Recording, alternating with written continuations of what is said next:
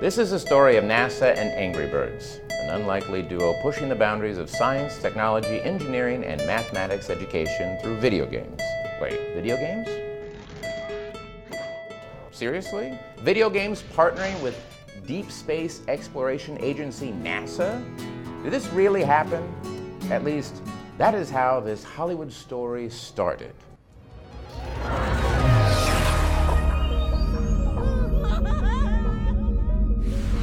Pluto is a dwarf planet.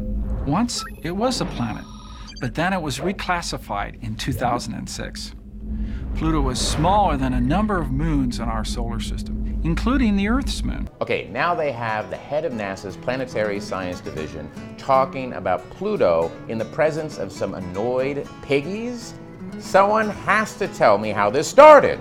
Ironically, it was through a tweet. I was seeing this Twitter conversation go on about how powerful the mobile phone devices are today, as being more powerful than they were during the Apollo era, and that we send humans to the moon and they shoot birds at pigs.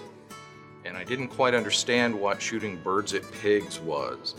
So I had avoided on purpose a lot of the Facebook and mobile gaming material.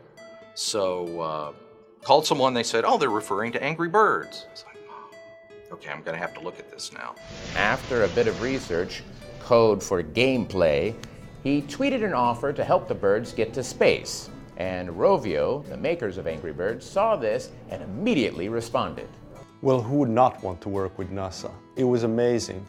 We had the opportunity to combine a super popular game with exciting educational content.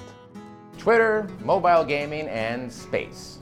But wait, now a Hollywood 3D CG animated movie? Okay, so this is just getting better. Greetings from my world, the world of the pigs. What's a pig? I am a pig.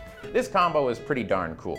NASA informed kids and adults about space exploration, orbital mechanics, microgravity, and its pioneering work through Rovio's game, all while slinging birds around on mobile devices. Well, Angry Birds is not just any video game. It has to do with trajectories. It has to do with velocities. It has to do with accelerations, where you're shooting little birds around as projectiles and asteroids and things like that.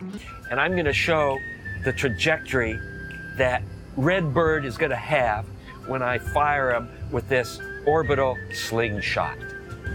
All of this involves physics. All of this involves science. And so Angry Birds is a great venue to get kids wrapped up into the game, but then you slide a little science in at the same time. You slide a little physics. That's an example of a trajectory. And guess what? Astronauts have to worry about these things because if you're in a rocket and say you're trying to get from one orbit and rendezvous a space station, you end up going in curved trajectories, and you need to know how to fire your rocket engines so that you can go from where you are to where you want to be. 265 million downloads of Angry Birds Space alone. That's over 6 billion sessions of interplanetary education.